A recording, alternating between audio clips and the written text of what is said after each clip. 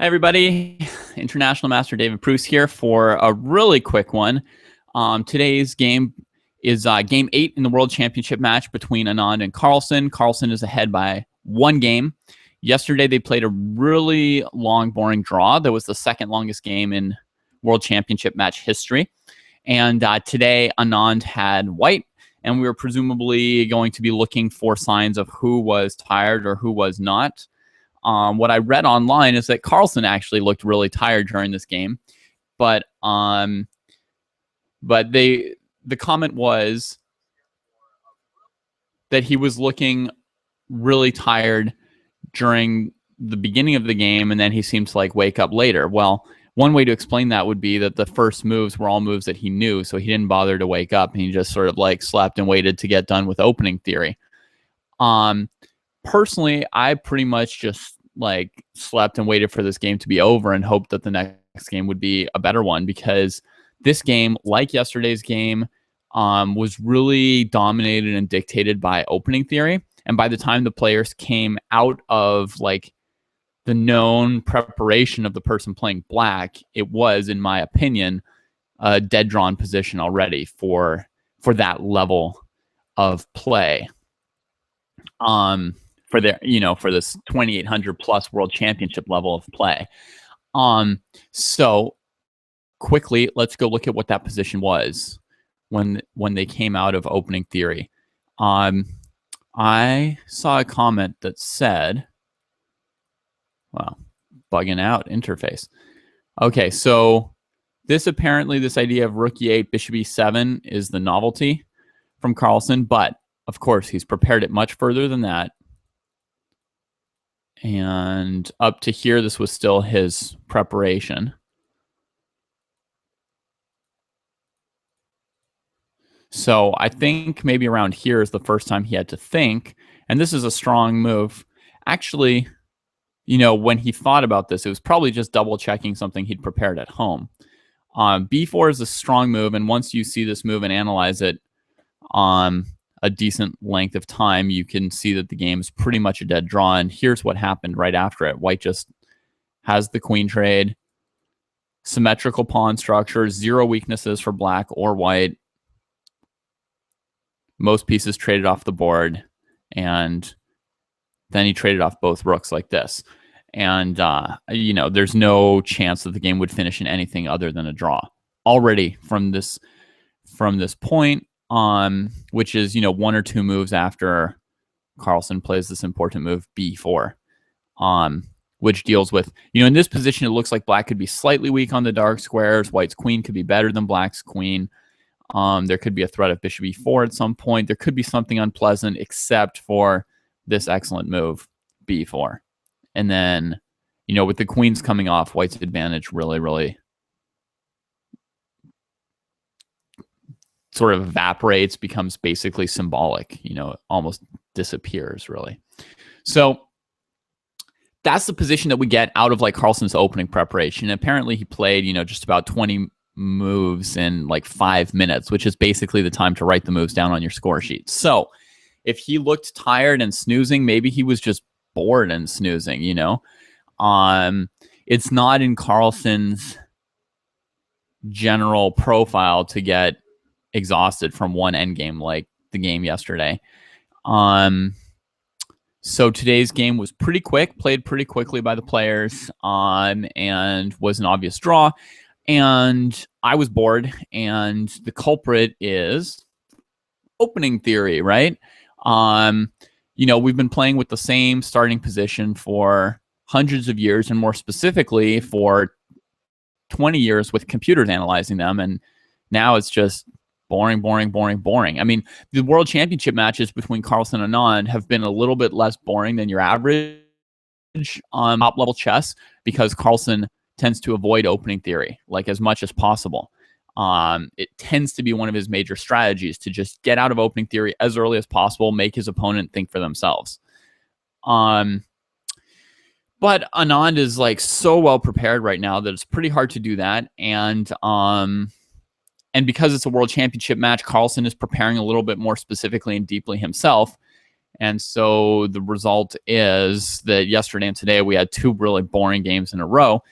And this doesn't come up much in Carlsen games. One of the reasons I like watching his games, but it does come up a lot in general in top flight chess, and means there's a lot of rest days that aren't rest days. I mean, sometimes you have a tournament with like 10 top level players, so they play each other. There's 5 games that day, and the entire day is just a rest day. It's just like 5 boring opening theory draws out of 5 games, and there's just 0 games to even like spend your time looking at or analyzing. And that's really like the major problem for chess right now, I think, is just that it can be so boring. And today's game is a great opportunity to just mention this every now and then, that we should really switch to Fischer random chess and shuffle up the starting position a little bit and get something a little bit more interesting going on. Yeah, I mean, I could explain the purpose behind some of this opening theory here. Go to this window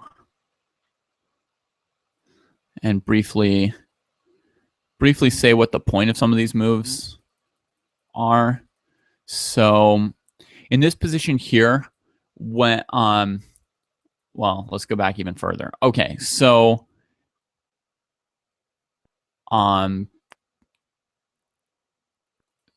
so here Carlsen plays c5. In his previous game in the Queen's Gambit declined here, he'd played, I think, the variation with knight bd7, which allows white to play c5. Okay, and so we saw that was very well prepared and analyzed and very sharp. This time he plays c5 himself, countering in the center, but not developing. The knight is fast. The issue with countering the Queen's Gambit with an early c5 by black is that in many lines you'll get an isolated queen pawn as a slight weakness for black. But here, white responds with taking on c5. This is the main line. And queen c2. And one of the main ideas of this line is actually to castle queenside and put pressure on d5, even though you haven't traded early on, but you'll have the threat of pressure on this point anyway. And then often a kingside attack with, g4, g5 or something like that. So in this position, there are various moves for black. I think queen a5 might be one of the main lines, but Carlsen plays a move that's a little bit less common. The idea of like the quick rook to e8 is that you could possibly play e5 here with tempo on these pieces and sort of counter in the center. And once you play e5, you're in good position to play d4 and e4 if you want to. If, on the other hand, white prevents e5 by trading, then when you take back, your rook is on a good position. On the opener is just to play d4 and trade off the isolated d pawn before white can castle kingside. So in answer to rook e8, Anand plays the move bishop g5. It gets out of this move being with tempo, so now if black ever plays e5, Anand can take the pawn on d5. And this coordinates well with these ideas to put maximum pressure on d5, right? So very logical. And Carlsen plays the very, very calm defensive-looking bishop e7, which blocks the rook, so it makes the rook e8 move seem less potent. But it's just very solid. White spent an extra move on this bishop. He retreats this bishop so he doesn't have to worry about b4 or a hidden attack of the queen. It's just a very solid defensive move. And here Anand played rook d1, and I guess that the game would have been possibly more interesting had he castled queenside, but that depends, again, how far they would have it analyzed out. If they have everything analyzed out after castles queenside, it'll be just as boring because they'll just play out the moves from their computer. But in theory, let's say they were each like actually thinking about their moves and playing chess here, then in theory, castling queenside would lead to a sharper game, which for someone like me who likes sharp games would be more interesting. For someone who likes a symmetrical pawn structure and an endgame would be less exciting, actually. But castling queenside would be the major alternative here, and is theoretically a very complicated position, arises from that. But Anand chose rook d1, which is equally plausible, trying to put pressure on d5. And now Anand moves and now Carlsen moves the queen off of that file. And by pinning this knight to the king, he reduces the pressure on d5 considerably, right? So if white takes and he takes and, I don't know, white trades and he trades, you can see that black doesn't have too much in the way of problems, right? Because they've got this solid square. They'll be able to trade here and give white weak pawns, or they could first develop their bishop, or they could trade here and then play b6, bishop b7 to develop the bishop. And black is very sound, right? I mean, they're keeping up in development. They've got no weaknesses, and they've equalized the central position. So nothing too exciting about that option for white. So in the game, bishop d3 is played by Anand, so he's threatening to take on h7 after trading this knight. So h6 is pretty much forced. Anand keeps the bishop pair. He could trade on f6, but I don't think that should accomplish too much because this dark squared bishop is going to be really good unopposed now. I could trade once and then castle kingside, threatening knight d5, queen d5, bishop h7 check. And now the big question would be whether or not black could just play d4. If not, bishop e6 is probably solid enough, to be honest, so it probably doesn't even matter that much. But let's just check this for a second. Takes, takes, knight takes, knight takes. Yeah, this loses. Check, and rook takes. So black can't play d4, so at least there's that for white. He hasn't lost control of d4 yet. So black probably has to play a more defensive move, although bishop g4 is possible too. I mean, he could potentially go for this, looking to sack that and take here and complicate things. But I would keep in mind that bishop e2, just defending against that, increases the pressure on d5 as well. Maybe it's simplest to just play bishop e6 and defend the pawn and, you know, develop the rooks. And, you know, black's bishop pair in space should compensate for the isolated pawn, I would think. But it's a playable position. You know, white has good pieces too. This could be played. I don't think there's anything terrible about bishop takes f6, honestly. You're giving up the bishop pair, but you're giving it up for the tempo that they spent playing h6. And, you know, white gets a tiny bit of play there. Or, I mean, a position that can be played around with. So he retreats, and now Carlsen trades on c4 to deal with the pressure on d5. So that equalizes the center, but leaves him with this bishop to solve. And he does so by immediately expanding and putting the bishop here. And that's what you always do in these Queen's Gambit variations, where you've traded all 4 pawns. You try and develop the bishop to b7, pretty much. And if he played instead b6, then his queen has no way to retreat back. So it sort of cuts her off in a way where she's kind of stuck here and she can be vulnerable. So it's preferable to play a6, b5 if possible and keep more mobility for your queen. And it also gives you a little extra space on the queen side, which in this position is not a bad thing. So he does the b5 and brings out his bishop.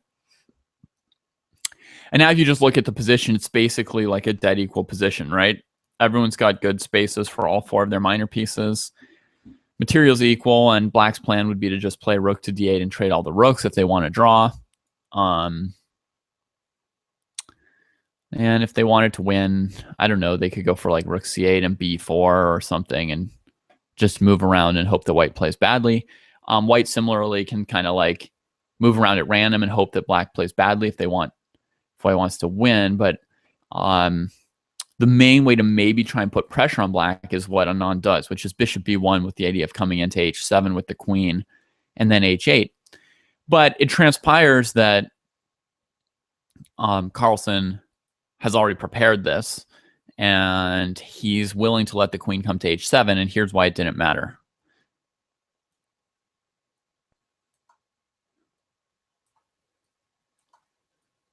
The king can safely come to e7. There's no further follow-up check, right? And there's no other piece to coordinate with the queen to attack once the king gets out here. She's threatened, and, you know, the game will just go here. Rook takes, rook takes, rook d8, right?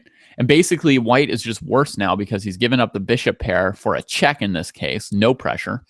This bishop's very strong now against these 2 points, right? And his queen is basically just stupidly placed and has to re-centralize herself.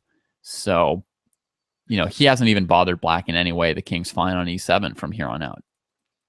So that's why he doesn't go for queen h7 here. Instead, he plays knight e4 with the threat of taking the bishop.